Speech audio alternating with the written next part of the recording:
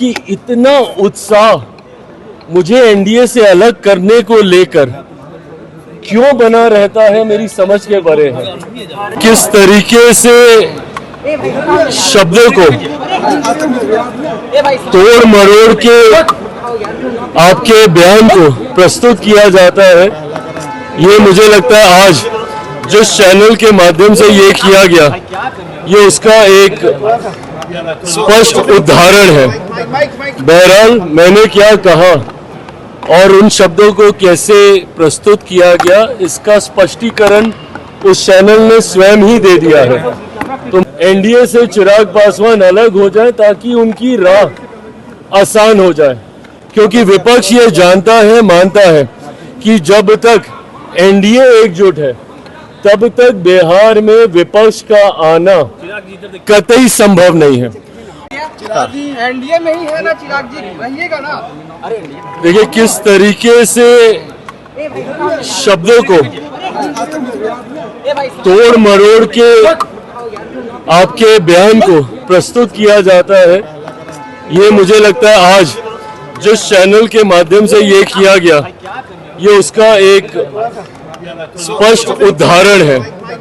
बहरहाल मैंने क्या कहा और उन शब्दों को कैसे प्रस्तुत किया गया, इसका स्पष्टीकरण उस चैनल ने स्वयं ही दे दिया है।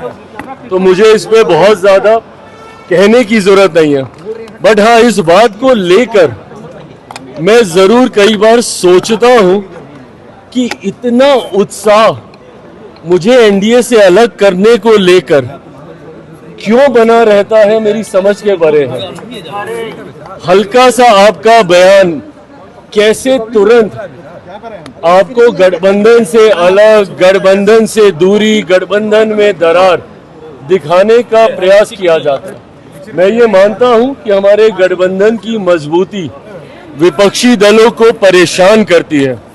कांग्रेस, राजद जैसे कई ऐसे दल हैं जो निरंतरता में इस प्रयास में है कि किसी भी तरीके से 2020 वाली परिस्थिति पुनः बन जाए, एनडीए से चिराग पासवान अलग हो जाए ताकि उनकी राह आसान हो जाए, क्योंकि विपक्ष ये जानता है, मानता है कि जब तक एनडीए एकजुट है तब तक बिहार में विपक्ष का आना कतई संभव नहीं है।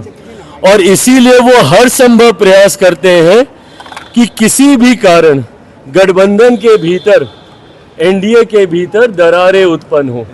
आज मेरा इस बात का कहना और उसको किस तरीके से प्रस्तुत किया गया, ये अपने में दर्शाता है कि कई लोग हैं जिनकी मंशा है कि किसी भी तरीके से चिराग पासवान एनडीए से अलग हो जाए।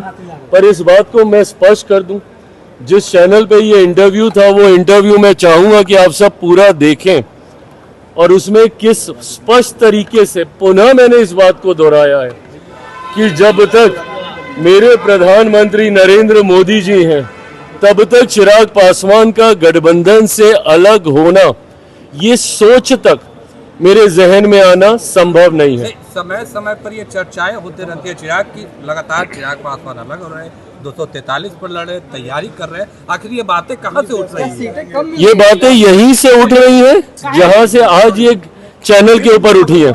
जो आप कहते नहीं है उसको किस तरीके से प्रस्तुत किया जाता है, आज उसका उदाहरण हम लोग को देखने को मिला है।